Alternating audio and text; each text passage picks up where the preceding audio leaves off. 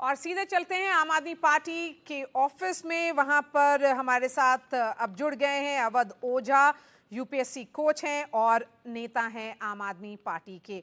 ओझा sir, सवाल ये है कि गमछा डाले हुए ओझा सर अब आम आदमी पार्टी की टोपी पहनेंगे, तो इतनी सारी पार्टियां थी, आम आदमी पार्टी क्यों? जी मैम, बिल्कुल। जिस पार्टी ने एजुकेशन की इतनी बड़ी अलख जगा दी कि दिल्ली को एजुकेशनल लेबोरेटरी बना दिया कि विदेशियों को भी तारीफ करनी पड़ी, पहली चीज़। और दूसरी चीज़, जितना इतना ससम्मान और प्रेम का निमंत्रण दिया, और वो भी इस आधार पे दिया कि हम चाहते हैं कि हमारी जो शिक्षा की विकास धारा है उसमें आप हमारे सहयोगी बने, तो फिर तो इधर आना ही था।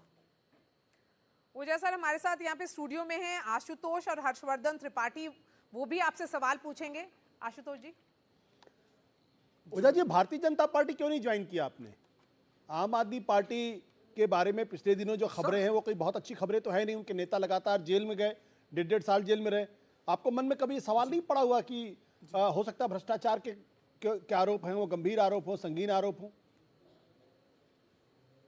सर, जेल में तो नेल्सन मंडेला भी रहे, महात्मा गांधी भी रहे, और बड़े बड़े नेता रहे। पूरी हिस्ट्री जो भरी पड़ी है वो नेताओं के जेल जाने की हिस्ट्री भरी पड़ी है। तो जेल जाना मेरे ख्याल से ऐसा थोड़ी है कि जब तक जुडिशरी इस बात को निश्चित नहीं करती कि आदमी सही है या गलत है, तब तक तो हम उसे कुछ मान ही नहीं सकते। पर उनके खिलाफ, उन नेताओं के खिलाफ भ्रष्टाचार के आरोप नहीं थे, देशद्रोह के आरोप थे, सेडिशन के आरोप थे, अंग्रेजों से लड़ने के आरोप थे। मुझे नहीं लगता कि महात्मा गांधी के ऊपर कोई भ्रष्टाचार के आरोप लगे हों या नेल्सन मंडेला के ऊपर कोई भ्रष्टाचार के आरोप लगे हों। जी जी सर, आरोप लगाना तो आरोप तो कोई किसी पे भी लगा सकता है सर। आज की दुनिया में आप आरोप अगर लगाना चाहें तो आप किसी के ऊपर भी लगा सकते हैं, लेकिन क्या जुडिशरी उस आरोप को मानती है? क्या जुडिशरी ने उसके पक्ष में निर्णय दिया है? किसी भी, ये तो लॉ कहता है कि जब तक कोई व्यक्ति कानूनी तौर पर घोषित नहीं किया जाता कि इसने अपराध किया है, तो उसे आप कानून के रूप में भी नहीं मान सकते। जी ओझा सर, सवाल है, शिक्षक थे आप जी, अब नेता बन गए। जी मैम।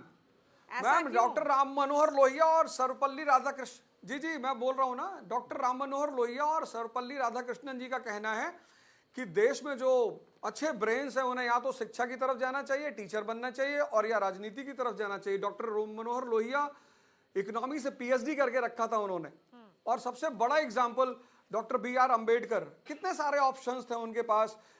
यूरोप में ऑप्शंस थे, इंग्लैंड में ऑप्शन था, यूनाइटेड स्टेट्स ऑफ अमेरिका में ऑप्शंस था, पर उन्हें लगा कि नहीं, शायद हमारे देश के लोगों को मेरी ज्यादा जरूरत है, तो वो भारत आया और भारत की राजनीति में उन्होंने हिस्सा लिया। ओझा सर, ये बताएं आप कि जब चुनाव में कैंपेन करेंगे और अभी क्योंकि भाजपा बहुत सारे आरोप लगा रही है आम आदमी पार्टी पर, आम आदमी पार्टी अपना रिपोर्ट कार्ड लेकर जनता के पास जाएगी, तो कौन सा इशू आपके लिए प्राइमरी होगा? कौन सा चुनावी मुद्दा आपको लगता है वोट कैचर हो सकता है, जिसमें सिंसियरिटी भी दिखे? मैडम, मेरे लिए सबसे बड़ा मुद्दा होगा एजुकेशन। आज मैं कई सारे स्कूलों में गया, गवर्नमेंट स्कूलों में गया, और मैंने पहली बार लड़कों को बहुत अच्छे अच्छे सवाल करते हुए सुने हैं। तो मेरे लिए सबसे बड़ा मुद्दा होगा एजुकेशन। और यूपीएससी के बच्चों को कौन पढ़ाएगा अब? जी, मैं ही पढ़ाऊंगा। 4 AM से 6 AM तक क्लास चलेगी, वो मैंने पहले भी कर रखा था, अब भी जारी रखूंगा। तो आपने बता दिया उन लोगों को कि आप मतलब बता दिया था जब आपने प्लान मैंने किया कल था ये शाम को, ट्रांजिशन? कल रात 8 बजे मेरी क्लास थी। जी नहीं, जब मैम कभी कभी परिस्थितिवश डिसीजन लेने पड़ते हैं। चलिए ओझा सर, आखिरी सवाल, आप चुनाव भी लड़ेंगे?